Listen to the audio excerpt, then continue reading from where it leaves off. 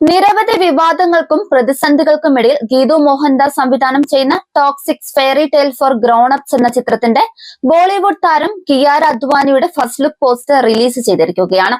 ചിത്രത്തിന്റെ നായകനും കോ പ്രൊഡ്യൂസറുമായ യാഷാണ് കിയാരയുടെ ഫസ്റ്റ് ലുക്ക് പോസ്റ്റർ റിലീസ് ചെയ്തത്.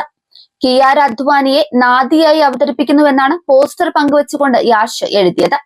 സമൂഹ മാധ്യമങ്ങളിൽ കിയാരയുടെ ഫസ്റ്റ് ലുക്ക് പോസ്റ്റർ വൈറലായിട്ടുണ്ട്.